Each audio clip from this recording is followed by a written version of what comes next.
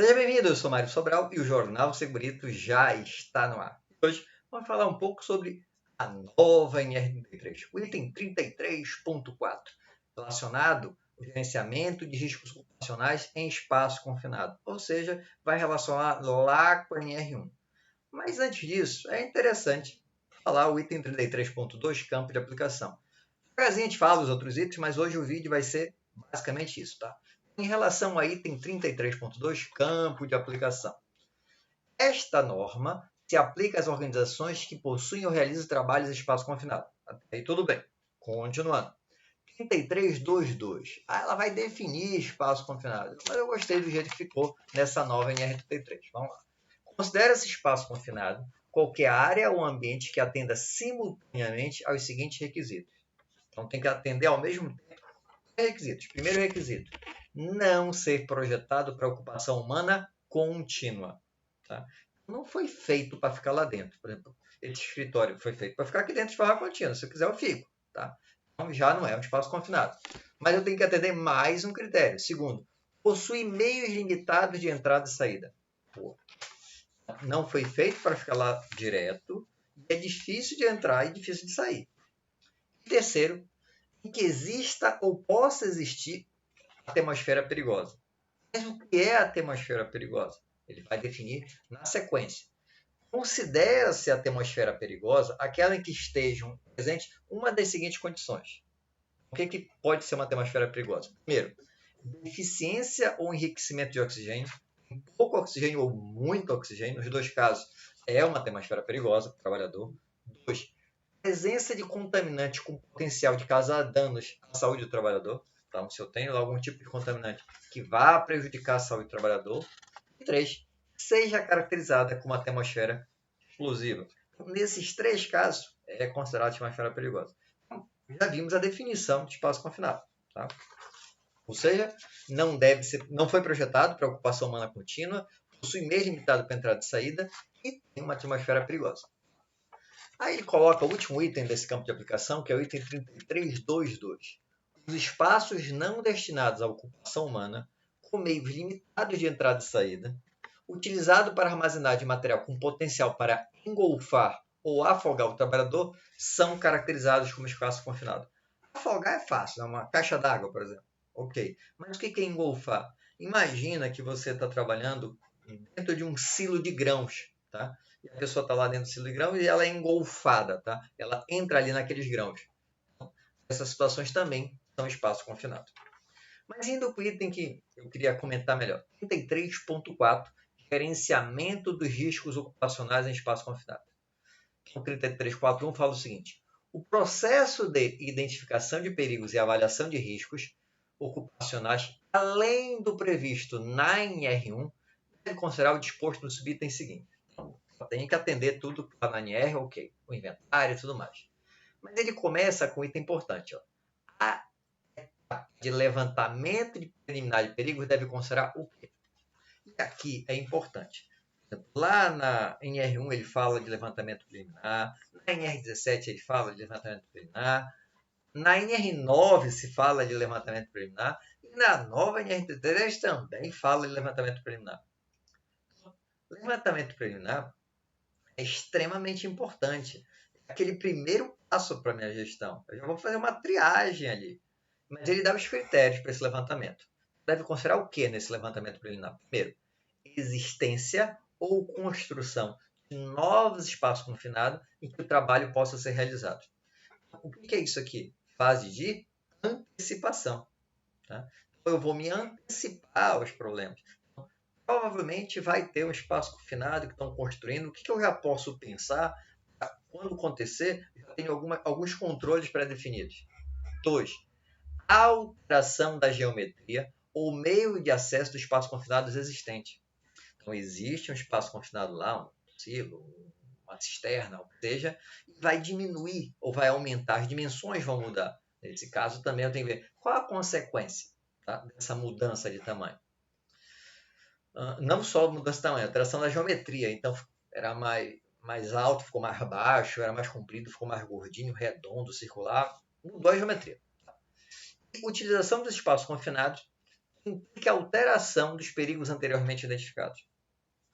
Eu tinha lá, eu fiz uma listagem dos itens, dos problemas relacionados àquele espaço confinado, além da parte de atmosfera perigosa, alguma coisa assim, eu tenho a questão de, por exemplo, de altura, do lado de uma máquina que gera muito ruído. Teve algum problema, alterou algum perigo desse? Aí eu tenho que listar lá, revisar, né? A minha identificação desses perigos. Tá. Continuando já no item 33.412, tá? Quando o trabalho no espaço confinado não puder ser evitado, a identificação de perigos e avaliação de risco ocupacionais deve considerar. Eu fiz lá o levantamento preliminar, tentei resolver e não deu para resolver. Então, o que eu tenho que considerar? Primeiro, perigos existentes nas adjacências do espaço confinado que possam interferir nas condições de segurança do trabalho em espaço confinado. Então, pode ter alguma coisa no entorno ali do espaço confinado que complique para o trabalhador, né? Nesse caso, é o primeiro item que eu tenho que identificar de perigo. Mas, a possibilidade de formação de atmosferas perigosas. Já vimos o que são atmosferas perigosas, e ele está dizendo, se tiver essa possibilidade, nós temos que levar em consideração aqui na nossa avaliação de perigos. E a necessidade de controle de energias perigosas no espaço confinado. Se eu tiver algum tipo de energia, sei lá, pressão, energia elétrica, qualquer tipo de energia eu tenho que considerar. E as demais medidas de prevenção descritas na CNR. Então, óbvio, tudo que está aqui dentro já é obrigatório, não há dúvidas que eu tenho que seguir.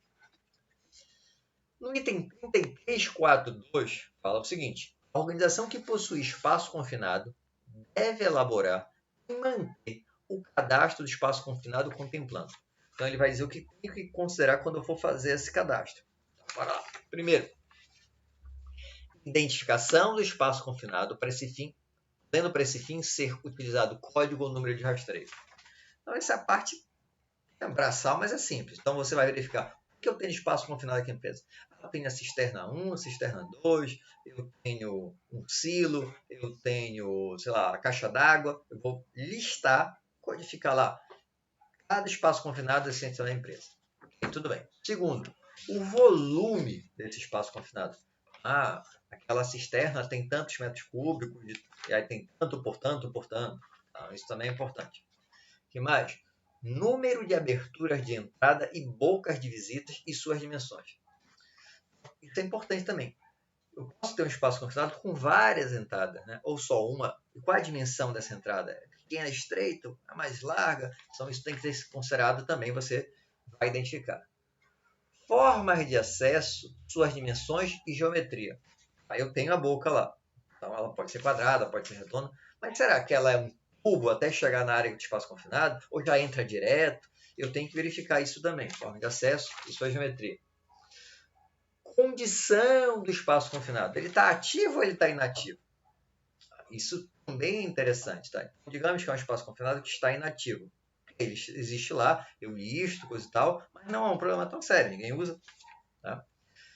Croquis do espaço confinado, então um croquisinho para facilitar a identificação de como é que é esse espaço confinado. E o último item, utilização e ou produto armazenado, indicação dos possíveis perigos existentes antes da liberação da entrada. O que eu tenho de perigo ali? Tá? E eu vou ter que fazer PET, né? A permissão de entrada do trabalho, lá, a liberação da entrada. O item 33.4.3 fala o seguinte: quando o trabalho em espaço confinado for realizado por prestador de serviço, o contratante e a contratada, além do previsto na NR1, deve atender o quê? Então, bora ver o que contratante e contratado tem que seguir. Primeiro, o contratante deve fornecer à contratada o cadastro do espaço confinado que é contratada a realizar os trabalhos. Nós não fizemos esse levantamento que eu acabei de listar. Essa informação deve chegar no contratado. Então, você lá colocou volume, quantas entradas e tudo mais, todos os perigos. Você vai pegar isso, olha, aqui, ó. Essas são as informações que eu tenho. Tá? O que mais? A contratante deve fornecer à contratada as informações sobre os riscos ocupacionais, sobre sua gestão e que possam impactar na atividade contratada e, quando aplicável, as medidas de prevenção serem adotadas. Então, eu vou informar, olha, esses problemas aqui, vocês podem estar expostos a isso, controles são esses. Então, o cara que vai trabalhar na empresa ele tem que receber todas as informações possíveis. Tá?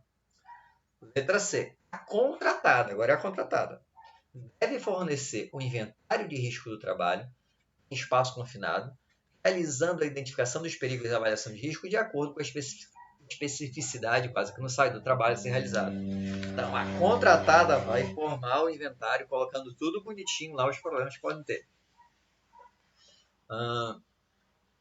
Mais. Deve ser realizado. Esqueci de ler um trechinho. De acordo com a especificidade do trabalho a ser realizado. E promovendo a adequação das medidas de prevenção conforme a STNR. O último item é a não obrigatoriedade da organização contratante do cumprimento da SNR não exime a organização contratada de levantar as informações necessárias e implementar as medidas de prevenção previstas nesta norma. Se tem perigo, não interessa se é obrigatório, se a empresa é obrigada ou não. Tem que levantar, né? Então tudo tem que ser feito. Percebe que essa nova NR93 ela deu uma alinhada com a NR1, que é bem interessante. Tá? Lógico, é importante você ler toda a nova NR. Você sabe todo o vídeo da indicação de livro? Eu esqueci de pegar aqui, mas vou pegar aqui um da prateleira que está aqui na frente. Um livro que eu acho que eu talvez já tenha indicado aqui, mas que eu acho muito bom. Manual de Engenharia Industrial, né? A segunda edição da Fundação Mafre. É um livraço, tá? Sobre a parte de higiene ocupacional. É um livro muito bom, está em espanhol, mas eu nunca fiz espanhol, eu consigo fazer a leitura, então você consegue também. Tá? Eu recomendo para quem tem um livro assim que é uma bíblia sobre o assunto. Espero que tenham gostado. Se gostaram, já sabe, né? Curte, compartilha. E alguma dúvida ou sugestão de pauta? Coloque embaixo nos comentários ou manda e-mail para sobralj@hotmail.com. Um abraço e até o próximo programa.